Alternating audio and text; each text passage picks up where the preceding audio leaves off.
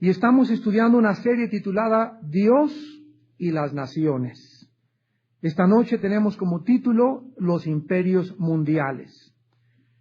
El estudio del libro de Daniel es una introducción indispensable para conocer el panorama de toda la historia mundial. A través de este libro maravilloso vamos a comenzar a descubrir que las revelaciones divinas de los más grandes eventos o de los mayores eventos que marcarían lo que Cristo se refirió como el tiempo de los gentiles comenzó precisamente en el libro de Daniel. Se los voy a leer rápidamente en Lucas 21:24. Cristo hizo esta profecía para el final de los tiempos. Lucas 21:24. Y caerán a filo de espada, y serán llevados cautivos a todas las naciones, y Jerusalén será hollada por los gentiles hasta que los tiempos de los gentiles se cumplan. La historia, de acuerdo a la Biblia, está dividida en dos partes.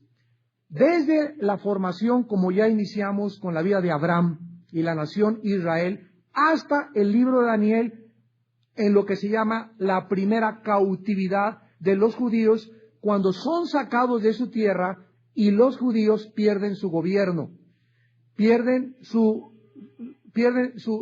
religión, pierden su identidad, y son sacados y llevados cautivos primero por los asirios en el año 722 y 100 años más tarde por Nabucodonosor, un rey babilonio, a Babilonia aproximadamente en el año 685 antes de Jesucristo. Desde que los judíos dejan de ser una nación para Dios y comienzan a ser dispersados por toda la humanidad, desde ese año, hace casi 700 años, hasta el 14 de mayo de 1948, cuando el Estado soberano e independiente de Israel se levanta de las cenizas y de las arenas del desierto y se forma una nación ante los ojos asombrados de la humanidad, Israel no había podido regresar a su tierra. Cuando Cristo pisó este mundo, se encontraban bajo el imperio de los romanos. 70 años después de Cristo, Israel fue destruido y quemado totalmente por el general Tito, guiando las hordas romanas enviadas por el emperador romano, y donde ya acabó totalmente, y Jerusalén comenzó a ser hollada y destruida después por el imperio bizantino. Después vinieron los maometanos, y después los kurdos, y bueno, todas estas tribus y estos grupos indígenas llegaron a Israel hasta el 14 de mayo de 1948. Cristo define entonces el período desde la cautividad babilónica hasta parcialmente en 1948, y se le llama el tiempo de los gentiles. Ahora, pongan atención. A partir de 1948 no ha terminado el tiempo de los gentiles, porque en 1967, en la Guerra de los 6 días, aun cuando regresaron los judíos a Israel, no se les dio más que la tercera parte de su tierra, de acuerdo en aquella época por la Liga de las Naciones. Pero en la Guerra de los 6 días, que fue en junio de 1967, el general Moshe Dayan, que dirigió al ejército para reconquistar Jerusalén, recuperaron la ciudad de Jerusalén. Pero las Naciones Unidas le dijeron a Israel que no podía controlar toda la ciudad, porque se levantaría otra guerra peor, los musulmanes no les perdonarían que la mezquita de Omar estuviera bajo su control, y entonces los judíos tuvieron que devolver. Si tú vas a Jerusalén está el Muro de los Lamentos, que es la única parte que les pertenece, y junto al terminar comienza la sección de los árabes, donde se encuentra la mezquita de Omar y donde los musulmanes la consideran también un lugar santo y sagrado. Entonces los judíos en el 67 recobran parcialmente la ciudad de Jerusalén. Entonces sigue Jerusalén siendo hollada. Yasser Arafat, el líder de la Organización para la Liberación de la Palestina, sigue demandando Jerusalén como su capital de los palestinos. Entonces, esta situación no va a terminar de acuerdo a Jesucristo hasta que Él regrese a esta tierra. Dice en Romanos capítulo 11, no se vayan de Daniel, se los voy a leer, Romanos 11, versículo 25, porque no quiero, hermanos, que ignoréis este misterio, para que no seáis arrogantes en cuanto a vosotros mismos, que ha acontecido a Israel endurecimiento en parte, hasta que haya entrado la plenitud de los gentiles. Y luego todo Israel será salvo, como está escrito: vendrá de Sión el libertador, que apartará de Jacob la impiedad. Y este será mi pacto con ellos cuando yo quite sus pecados.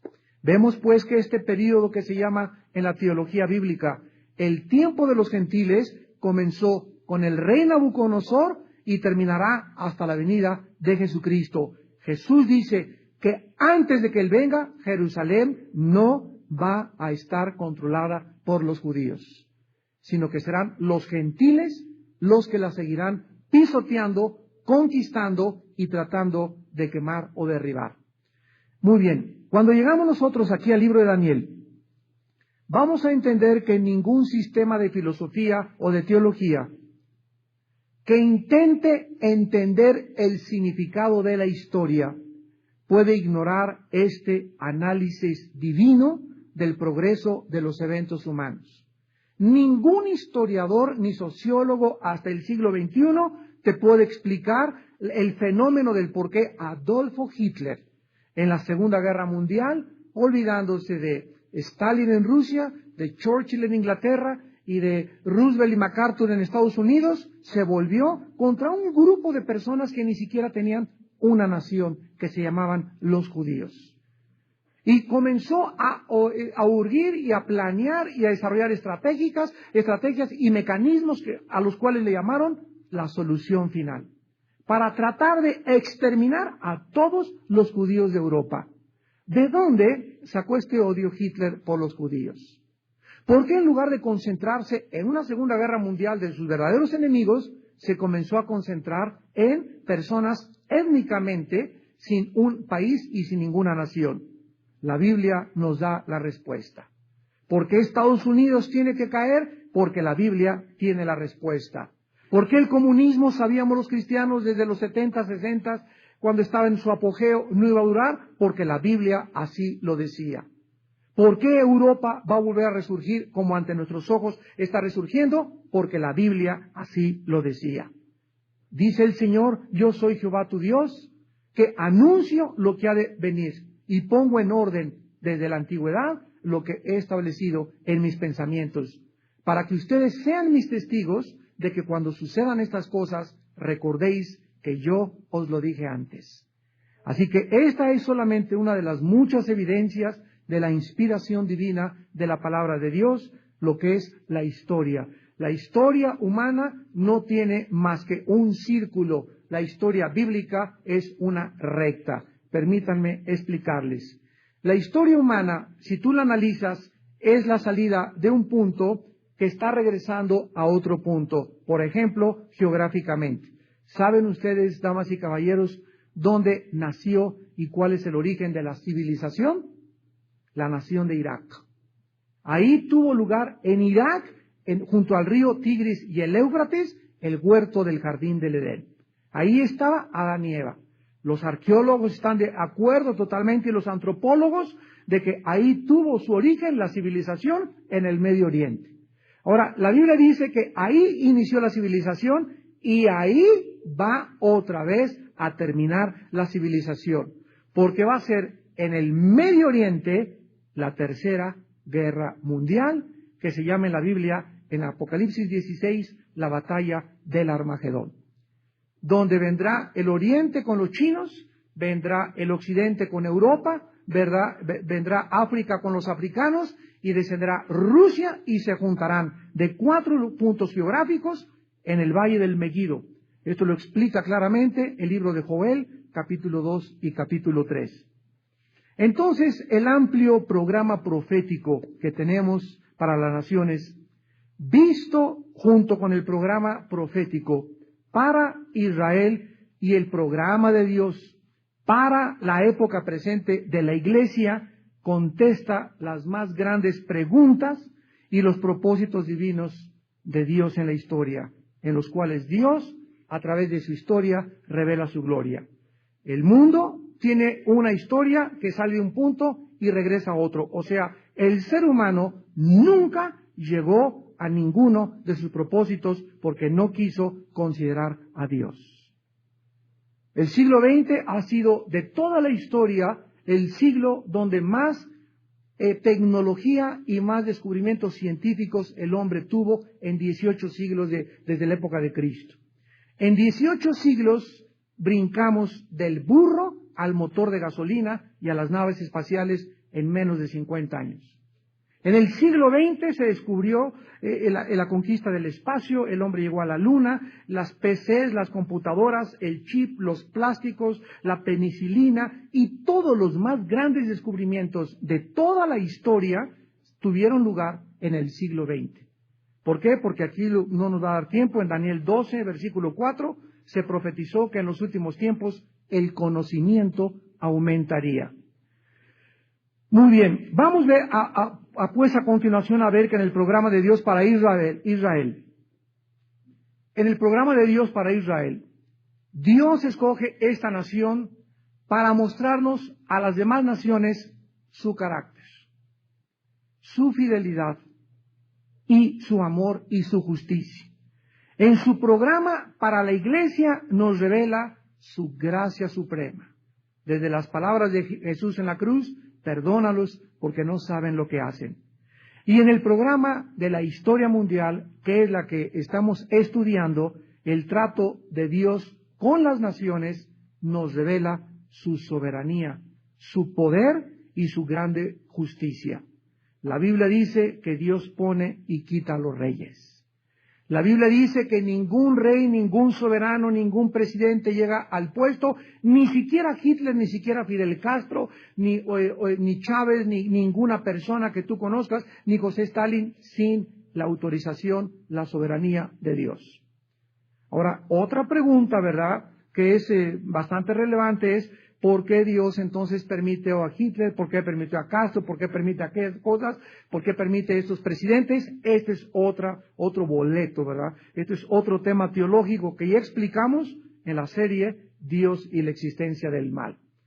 No nos vamos a detener tampoco, se compra esa serie, te la recomiendo.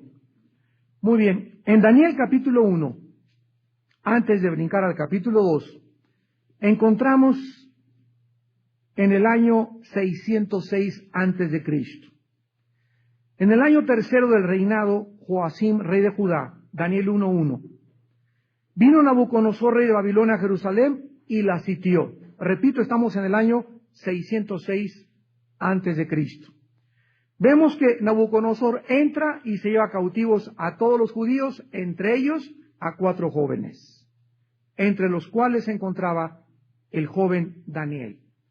Es interesante que dice en el versículo 3 que dijo el rey Aspenaz, jefe de sus eunucos.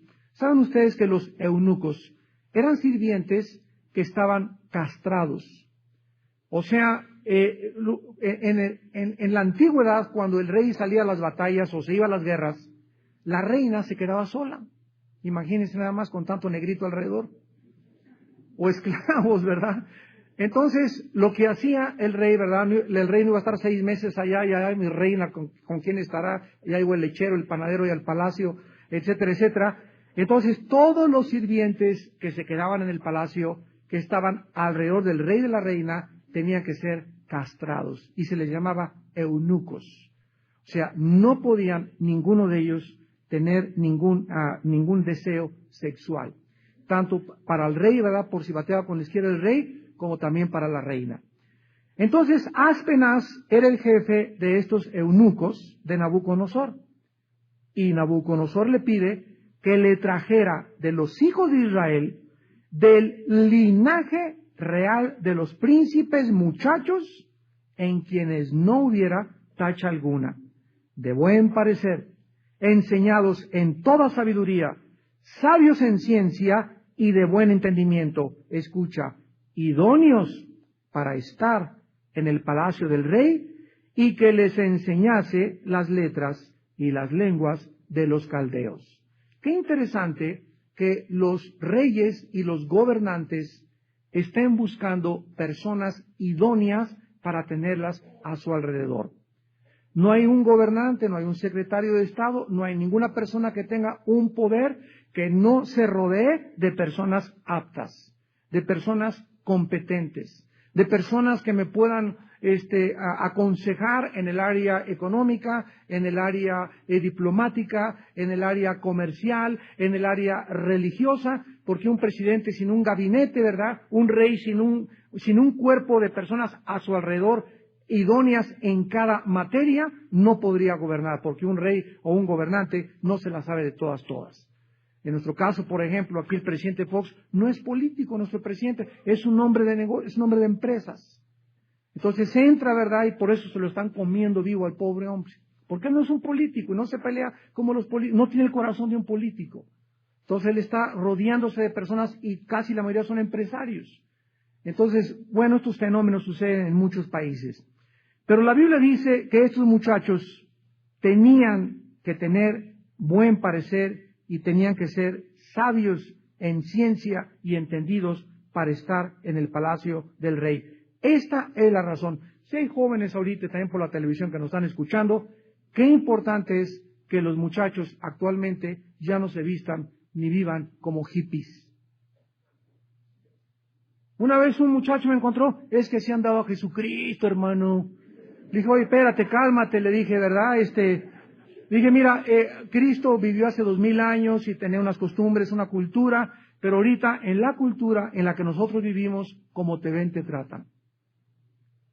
Entonces, si tú quieres, ¿verdad?, conseguir un trabajo, si encuentras una novia y si quieres ir con tus suegros, ¿verdad?, ¿qué suegro o qué persona le va a simpatizar a un muchacho que llegue hipioso, que no use desodorante, todo barbudo, mal vestido, ¿verdad? A ninguna persona le va a caer mal. A todos se nos parece sospechoso y no podemos poner la confianza en tales personas. Entonces, es de suma importancia en la cultura que nosotros vivimos que tengamos una buena presentación. Que podamos entender que en muchas partes no te van a recibir simplemente por la forma como tú te vistes. Y no necesitas tener dinero o ser rico para vestirte con decencia y con pulcritud. Porque una crema de rasurar es muy barata y un par de zapatos decentes en Tepito te cuestan 60 pesos, ¿verdad? Aunque sea de piel sintética, y una camisa blanca puedes tener dos y te lavas una y la otra siempre la traes, pero no hay pretexto para no poder presentarnos delante del mundo porque somos embajadores del rey. Entonces, esto es muy importante. Ahora, este muchacho, Daniel, al llegar a Babilonia, inmediatamente los estaba esperando el enemigo.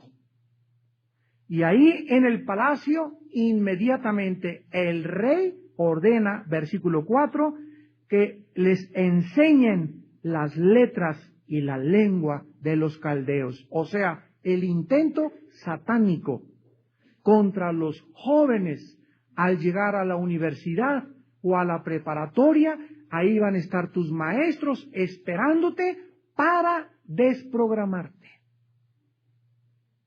para tratar de robarte y arrebatarte la semilla que tu mamá o tu abuelita o en la escuela dominical te sembraron en tu corazón. El intento de Satanás es desculturizarnos, quitarnos nuestra cultura, quitarnos nuestra creencia, nuestras convicciones en tu trabajo, a donde tú vayas. Y el intento del diablo contra estos muchachos fracasó rotundamente. Fracasó porque dice la Biblia que en el versículo 8, Daniel propuso en su corazón no contaminarse, ni con la porción de la comida del rey, ni con el vino que bebía. Por tanto, el jefe de los eunucos le dijo que no le obligaran a contaminarse. Y puso Dios a Daniel en gracia y en buena voluntad con el jefe de los eunucos. Aquí vemos un fenómeno que nos va a servir durante nuestro estudio. Cuando un cristiano en su trabajo determina o en su vida, no me caso con una mujer que no sea cristiana. Me lo propongo en mi corazón. Aunque tenga carita, ¿verdad?, de Blancanieves. No me caso con un muchacho aunque tenga cara de Peter Pan.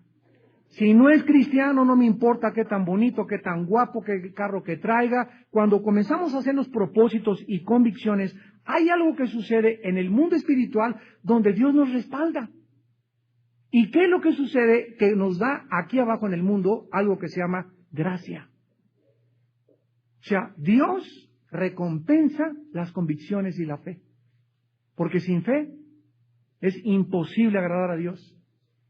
Tú entras a trabajar a la policía o entras a trabajar a un lugar donde hay mucha corrupción o a algún lugar en un juzgado y te propones ser una persona honesta, íntegra, te van a brincar, te van a miles de cosas, pero Dios te va a dar gracia. Porque Él quiere ahí personas que brillen y sean diferentes a las demás. Y cuando nosotros entendemos esto, si tú en tu escuela te propones no fumar lo que fuman los chavos, ni ir con los demás, te van a perseguir, te van a tratar de decir que eres religiosa, te van a decir Santa Rita de Casia y parece Martín de Porres y eres un fresa, etcétera, etcétera. Pero si tú aguantas esa presión, porque es una presión que tenemos que soportar del mundo que nos rodea, si tú aguantas esa presión y la convicción interna es más fuerte que la presión externa, eres más que vencedor. Porque mayor es el que está entre nosotros que la presión que el mundo ejerce contra nosotros. El diablo nos avienta todo lo que tiene para poder robarnos y sacarnos la semilla. Y esto es el propósito por el cual nosotros debemos de vivir cerca de Dios. Muy bien, bueno, Daniel entonces ya entra al palacio, ya es entrenado por el rey, y en el capítulo 2, el rey Nabucodonosor tiene un sueño. Versículo 1. Se perturba su espíritu y se le va el sueño. Y entonces hizo llamar el rey a magos, a Walter Mercado, encantadores, caldeos, doña Pachita, ¿verdad?, brujos, brujas, para que le explicasen sus sueños. Y nadie le pudo explicar al rey el sueño. ¿Por qué? Porque ese sueño que este rey había tenido venía de Dios. Y como Dios ya había visto que Daniel era un muchacho con convicciones, comenzó a preparar también a las gentes que no eran cristianas para levantar a sus siervos. Esto es lo que hace Dios. Él exalta a los humildes. Él exalta y levanta a los que son valientes en la fe. Él pone en alto a los que son puros sexualmente de corazón.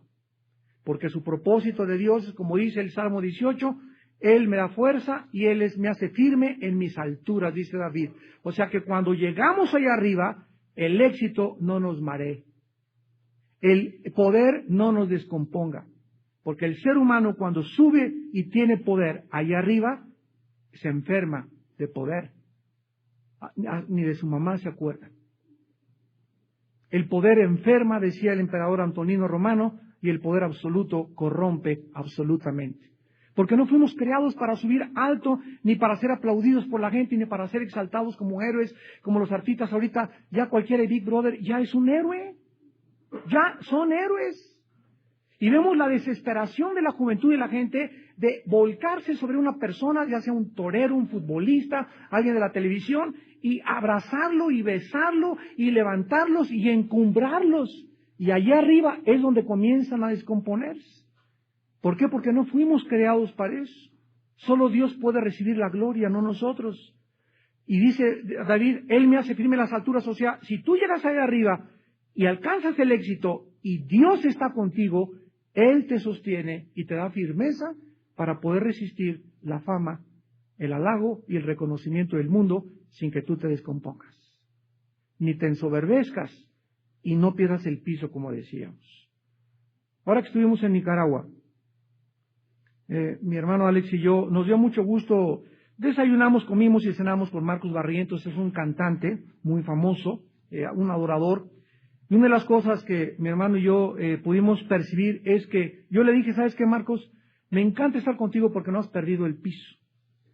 O sea, sigue siendo un muchacho humilde, agradable, sencillo, y de todos esos que llegan por acá, él es y otro más, ¿verdad?, de los que sobreviven, porque la mayoría pierden el piso. Tanto aplauso, tanto reconocimiento los marea. Y cuando no pierdes el piso, Dios, ¿qué hace? Te sube más y te sube más y te sube más, porque Dios no comparte su gloria con nadie. Y si tú quieres competir con Dios, Él te va a poner a un lado y te va a tratar que aplastar, porque Dios ama a los humildes y resiste a los soberbios. Entonces Nabucodonosor no puede encontrar en ningún mago, en ningún astrólogo, en ningún método científico la interpretación de su sueño y le manda a hablar a Daniel. Y finalmente Daniel tiene la oportunidad, repito, Dios le puso el sueño a Nabucodonosor y Daniel, por otro lado, se presenta delante del rey y Daniel pide permiso al rey para que Dios le revele qué significa ese sueño. Todo estaba preparado por Dios para levantar a Daniel a primer ministro de Industria y Comercio del Imperio Babilónico. En el capítulo 2, versículo 19, la Biblia nos dice que el secreto se le revela a Daniel. Y Daniel, al descubrir el secreto, lo primero que hace es decir, qué inteligente soy. ¿Eso dice? Qué bárbaro, yo sabía que, Señor, una persona como yo, tú tenías que haberme llamado. Es que yo era tan importante para ti, ¿verdad?, que entiendo ahora por qué me llamaste al ministerio. Eso fue lo que pensó Daniel. Amados santos de Dios, nunca se nos olvide que todo lo que tenemos y lo que somos, el color de ojos que tienes, el color de piel con el cual naciste, la familia con la cual naciste, la capacidad que tienes para la arquitectura o para la computación o para lo que sea, todo viene de Dios. Todo absolutamente. El otro día, a mí me encanta oír los cantantes, yo pero venía oyendo a Carreras y a Pavarotti, a Andrea Bocelli ahí en el coche, ¿verdad? Me encanta el Nessun Dorma de Turandotti, las óperas Butterfly, la Madame Butterfly, y Rigoletto de todas las, de Puccini, etcétera, etcétera. Y todos estos cantantes, ¿verdad?, tienen unas voces increíbles que dices, Dios mío, qué voz, ¿verdad?, de Pavarotti, increíble, el pobre ya está de este tamaño, ya no quiere cantar, ¿verdad?, ya llegó al final de su vida, y ellos creen que esa voz es de ellos. Y lo que hizo Dios fue darles estas capacidades a ciertos seres humanos para a nosotros agradarnos los oídos. Y es maravilloso oír una voz, ¿verdad?, como el María Callas, como una cantante, como un cantante como ellos, porque ¿qué haces, no? ¡Ay, qué lindo Pavarotti! Y toda la gloria es para él. Y un cristiano dice, Padre, qué grande eres de dar una voz como la que tú le diste a este hombre. Y nosotros miramos a Dios y no miramos al hombre. Porque el hombre no fabricó esa voz, él nació con esa voz y se la dio Dios. ¿Se dan cuenta ustedes? En todas las cosas de la vida, cuando no le damos la gloria a Dios, nos miramos a nosotros mismos. Y creemos que nosotros somos, qué gran futbolista soy, ¿no?, y qué gran cantante soy, y qué gran basquetbolista soy, y qué gran físico soy, y qué gran ingeniero soy, y qué gran arquitecto soy. Y cuando perdemos la perspectiva de dónde viene la capacidad que tenemos para hacer lo que hacemos, comenzamos a enorgullecernos. Y ahí es cuando Dios ya no compite con nosotros. Daniel bendijo al Dios de los siglos y le dijo, suyos, versículo 20, son el poder y la sabiduría de Él. Él muda los tiempos y las edades, quita reyes y pone reyes, da la sabiduría a los sabios y el conocimiento o la ciencia a los entendidos. Él revela lo profundo y lo escondido, conoce lo que está en tinieblas y con Él mora la luz. Si nos pudiéramos analizar, ¿verdad?, este pasaje acerca del carácter de Dios y los atributos de Dios, nos tomaría un año en analizar profundamente cada una de estas cosas que cita Daniel de Dios. Pero para resumir, le da a Dios toda la gloria y reconoce que Dios es el único que los misterios del universo, que el hombre no sabe cómo, de dónde venimos, quiénes somos en realidad, a dónde nos vamos, cuál es la razón por la que estamos aquí, aquellas cosas que nosotros, por nuestra investigación particular y científica, nunca podremos descubrir, Dios conoce lo profundo y revela lo escondido. Por eso al venir a la Biblia te encuentras tesoros donde miles de cosas no entendemos en la Biblia. Porque Dios le ha placido esconder sus secretos para darnos a nosotros el placer de descubrirlos. ¿Tú has visto cómo se descubren los diamantes y las piedras preciosas en las minas? Están como carbones escondidos por todos lados. Tienes que entrar a hacer hoyos. El petróleo está cientos de metros abajo de la profundidad de la corteza terrestre para perforar y salga el precioso líquido. Dios no deja nada a la superficie. Nos da a nosotros la capacidad que podamos nosotros desarrollar de buscar los tesoros. Y así Dios ha escondido en la Biblia sus misterios para que tú la estudies, la medites, la concordancia, la compares con otros libros, ores en ese pasaje y no, hermano, explíqueme la predestinación. Hermano, y tanta gente que quiere así respuestas como la sopa marucha, instantánea, ya, o instantáneo, en un minuto quiero ya mi comida, en un minuto quiero digerir esto, y sabes una cosa, no puedes eso con Dios. No podrá nunca nadie superficialmente y sin consagrarse encontrar los secretos del Dios Altísimo. Porque Él los tiene escondidos y el precio hay que pagarlo. Te tienes que convertir en un Indiana Jones de la Biblia. Muy bien, entonces en el capítulo 2 de Daniel, versículo 27, Daniel se presenta delante del rey y le dice el misterio que el rey demanda, Daniel 2:27, ni sabios, ni astrólogos, ni magos, ni adivinos lo pueden revelar al rey. Pero hay un Dios en los cielos, el cual revela los misterios, y Él ha hecho saber al rey Nabucodonosor, ¿qué cosa? Subrayen en sus Biblias los que le gusten, ¿verdad? Yo lo tengo en verde todo ese pasaje. Lo que ha de acontecer en los postreros días. Esto es importante, lo que ha de acontecer en los postreros días. O sea que Nabucodonosor estaba antes de acostarse tal vez pensando, ¿hasta dónde llegará mi reinado? ¿Cuánto más el imperio babilónico se extenderá? ¿Hasta dónde y cuántos años más tendré yo controlando al mundo y el poder de mi sabiduría y el poder de mis riquezas y mi poder militar? Y Dios le da este sueño a Nabucodonosor para revelarle no solamente hasta dónde el imperio babilónico iba a perdurar, sino que después del imperio babilónico, ¿quién iba a seguir? Después, ¿quién iba a seguir? ¿Y cuál sería el cuarto imperio hasta la venida de Jesucristo? Entonces, la profecía que vamos a estudiar esta semana y la próxima del libro de Daniel es la clave de todas las profecías bíblicas del futuro en toda la Biblia. Tú no puedes estudiar Apocalipsis sin entender Daniel. No puedes estudiar Ezequiel ni Joel sin entender Daniel. Y la razón por la cual hay tantas barbaridades de enseñanzas y herejías y disparates, Cristo llega en 1995 y Cristo viene por acá y va a temblar, etcétera, etcétera, y Dios profetiza que en este año se van a morir quién sabe cuántas personas, todas estas disparatadas que la gente oye y que oyes en muchas personas, es y tiene una sola raíz: ignorar la palabra de Dios.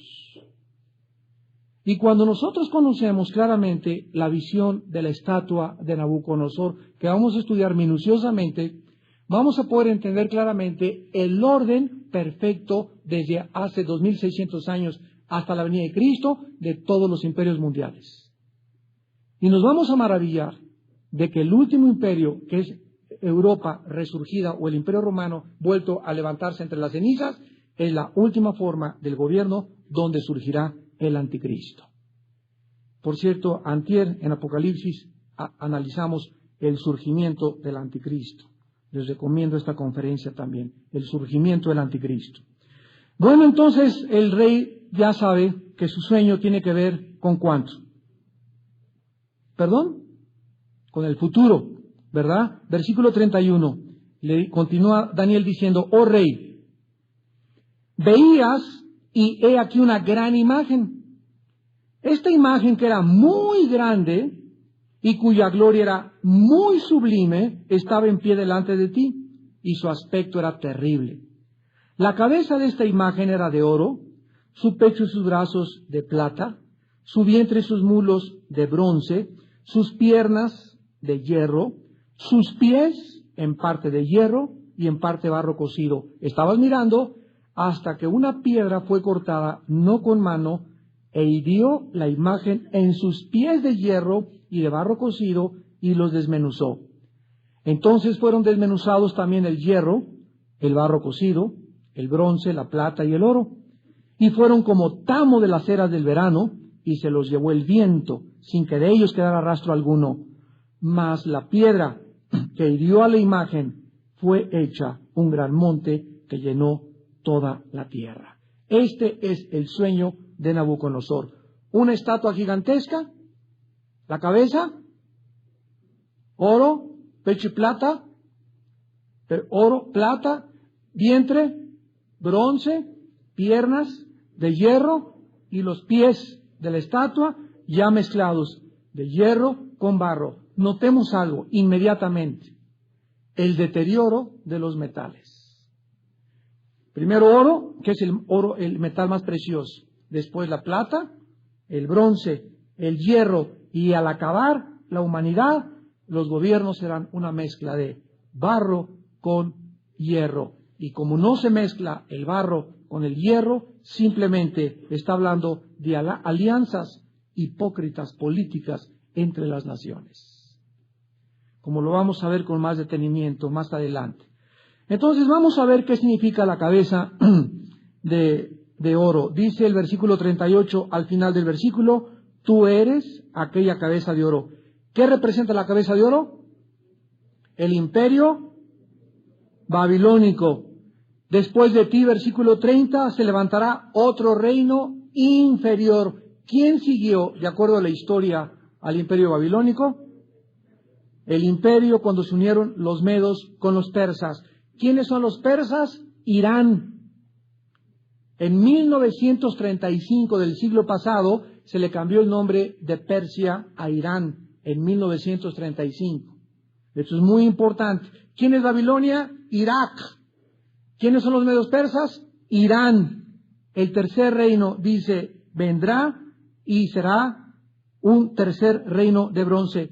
¿Quiénes siguieron después de los medos persas?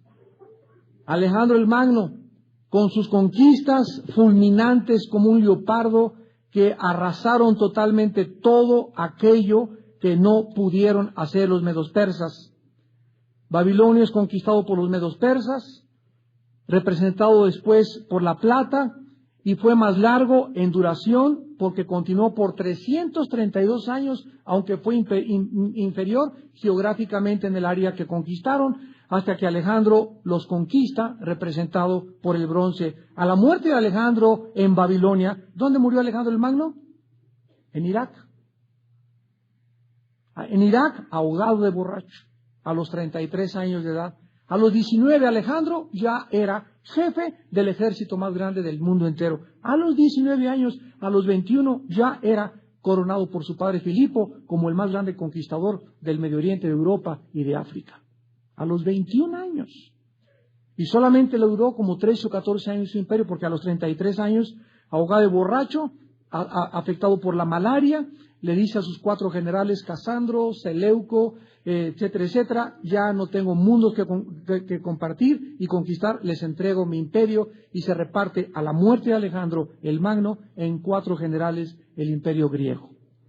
Los seleucos, ¿verdad?, le siguen y controlan Irak del año 312 al año 171 antes de Cristo, para después ser derrotados por el imperio parto, quien resistió a Roma con éxito y controla Irak desde el año 171 hasta el año 226 después de Jesucristo.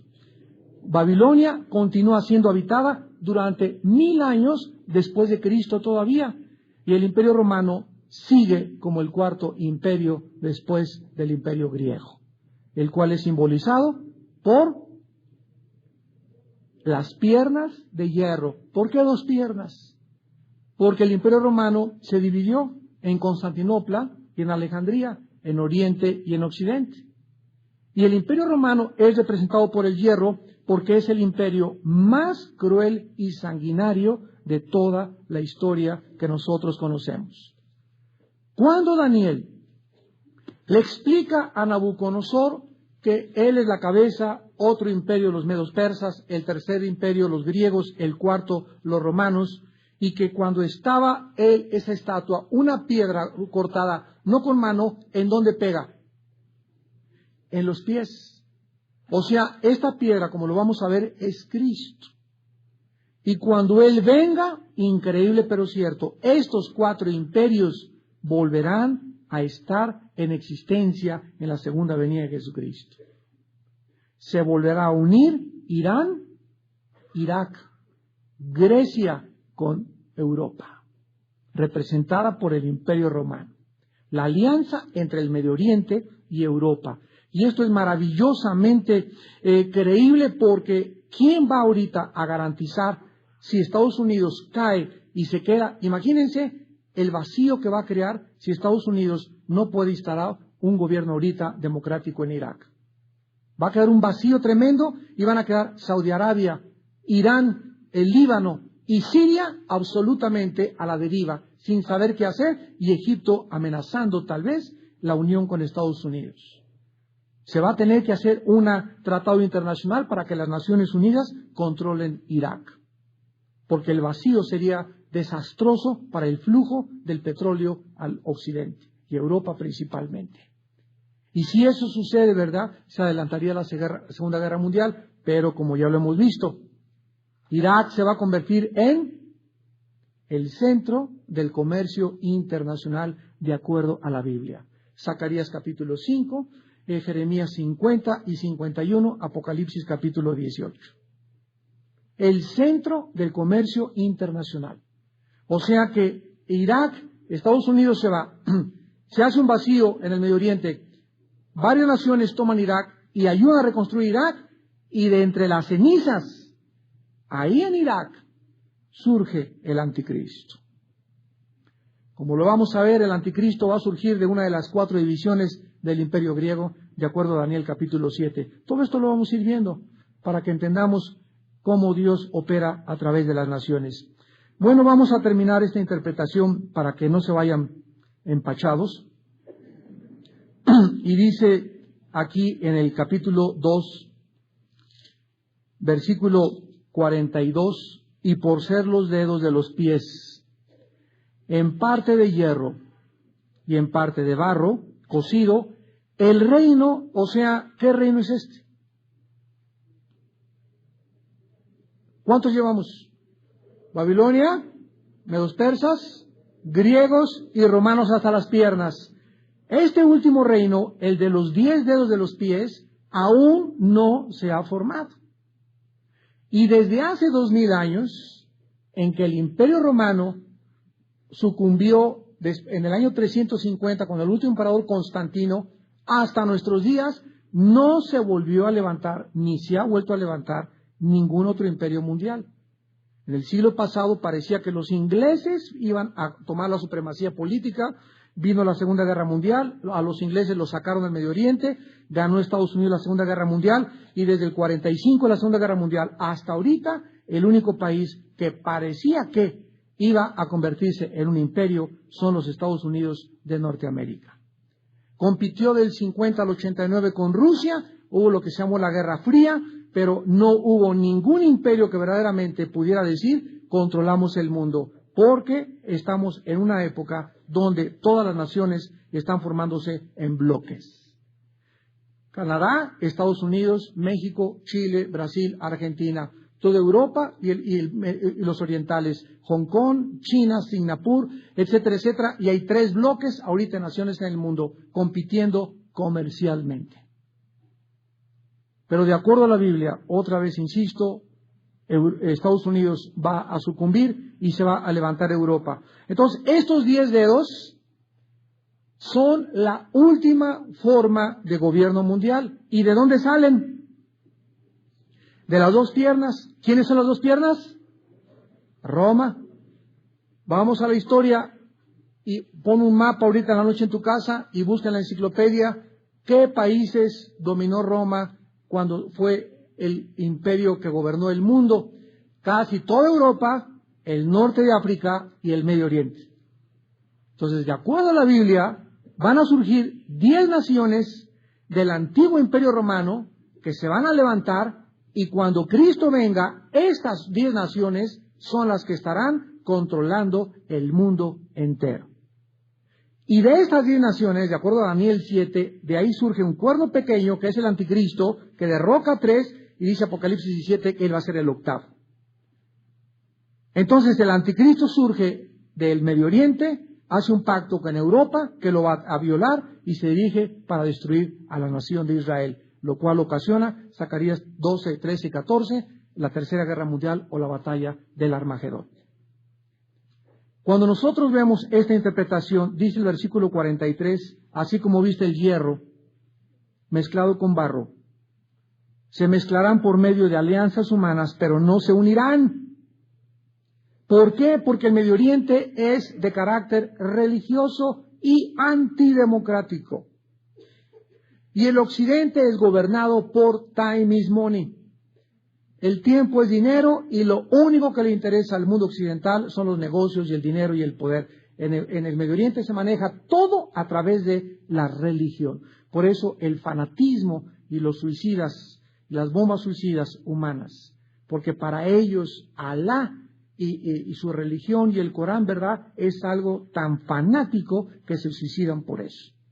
No podemos nosotros los occidentales comprender la manera de pensar de un oriental. Es imposible porque piensan 100% diametralmente opuestos a como pensamos nosotros.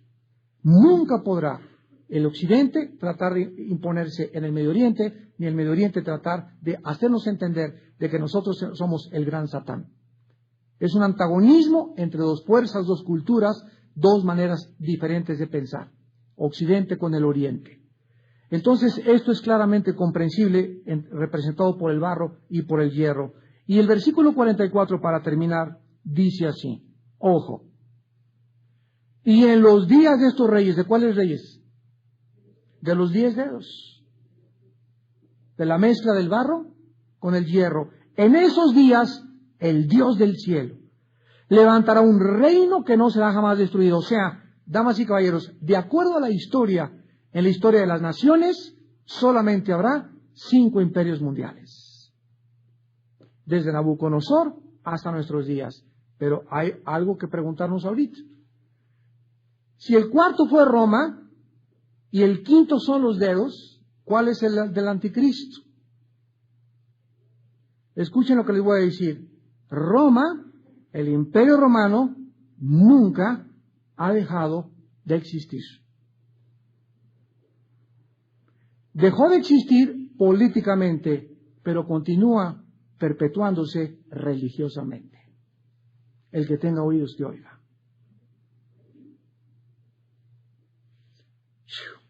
Se los dejo de tarea. Y en los días de estos reyes, el Dios del cielo levantará un reino que no será jamás destruido. Ni será el reino dejado a otro pueblo, desmenuzará y consumirá a todos estos reinos, pero él permanecerá para siempre. Y de la manera que viste, versículo 45, que del monte fue cortada una piedra, no con mano, la cual desmenuzó el hierro, el bronce, el barro, la plata y el oro, el gran Dios ha mostrado al rey lo que ha de acontecer en lo porvenir. De acuerdo a la Biblia, cuando Cristo venga, Él va a destruir estos 4 imperios del pasado que volverán a levantarse otra vez en el tiempo futuro. De acuerdo a la Biblia, va a volver a existir otra unión entre Irak con Irán, Grecia y Europa. Y van a formar una unión de donde surgirá el anticristo y ellos controlarán el 70% de los países del mundo entero y todo por el petróleo. Como lo vamos a ver la clase futura. Oremos. Señor, gracias te damos por dejar establecido en tu palabra el orden de los tiempos, por mostrarnos que solo Dios puede conocer el futuro con tanta exactitud, porque tu palabra sí lo dice, ¿Quién proclamará lo venidero? Lo declarará y lo pondrá en orden delante de mí, como hago yo desde que establecí el pueblo antiguo. Anúncienles lo que viene y lo que está por venir, si ustedes son dioses. Ustedes no teman ni se amedrenten. No se los hice oír desde la antigüedad y se los dije. Luego ustedes son mis testigos. No hay Dios sino yo. No hay fuerte. No conozco ninguno. Yo soy Dios que formo la luz, que hago la paz. Yo soy Jehová. Yo soy el que hago todo esto. Ay del que pleitea con su hacedor. Dirá el barro al que lo labra, ¿qué haces a tu obra? ¿No tiene manos? Oh Señor, te amo las gracias porque tú nos dices, así dice Jehová el Santo de Israel y su formador, pregúntenme de las cosas por venir. Mándenme acerca de mis hijos y acerca de la obra de mis manos. Yo hice la tierra y creé sobre ella al hombre. Mis manos extendieron los cielos y a todo su ejército mandé.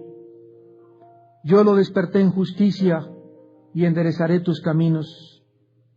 Así dice Jehová, el que crió los cielos, Él es Dios, el que formó la tierra, el que la hizo y la compuso. No la creó en vano, para que fuese habitada la creó. Yo soy Jehová y no hay otro.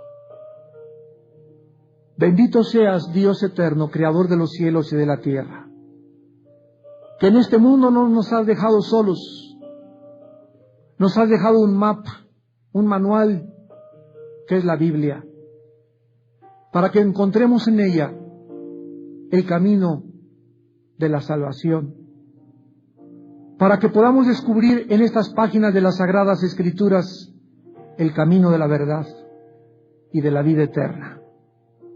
La realidad de lo que existe en el universo y las verdades absolutas que tú haces para gobernar, no solamente el mundo físico, sino el mundo invisible y espiritual. Te damos gracias, Señor, por haber enviado hace 2000 años a tu Santo Hijo, Jesucristo. Haber permitido que abriera sus manos en una cruz y derramara su sangre por nosotros, para que en esa humillación escondieras detrás tu poder y tu sabiduría. Porque lo necio de Dios escogió Dios para avergonzar a los fuertes.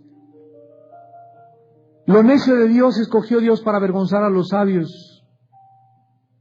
Y lo vil y lo menospreciado escogió Dios para deshacer lo que Él, y que nadie se jacte en su presencia, porque Él es Dios.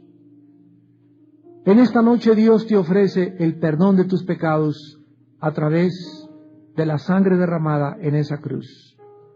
Si alguno de ustedes también por la televisión quiere en este momento invitar a Cristo a su vida y tener tal vez por primera vez en tu vida una dirección en tu corazón, una luz, el propósito y el significado que necesitas para vivir, hazlo en este momento.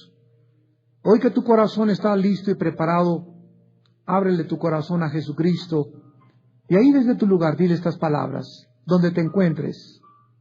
Señor mío y Dios mío, me arrepiento de mis pecados, reconozco que mi vida te ha ofendido y tú eres un Dios santo. Creo que en esa cruz tu Hijo Jesucristo pagó con su sangre por mis pecados, que derramó su sangre para que yo pudiera ser limpiado, aun cuando no lo merezco. Gracias por ver mi indignidad, Señor, y tener misericordia de mí. Señor Jesús, creo que tú eres el Santo de Dios, el Mesías, el Salvador de mis pecados. Y te pido en este momento que entres a mi vida. Te recibo como mi Señor y mi Salvador. Te pido perdón por mis pecados y te doy las gracias porque algún día me volverás a dar vida en la resurrección de los muertos, para vivir eternamente a tu lado y comprender que mi fe en este momento no ha sido en vano. Te doy las gracias y te bendigo, Hijo de Dios, en tu nombre precioso, dulce Jesús. Amén.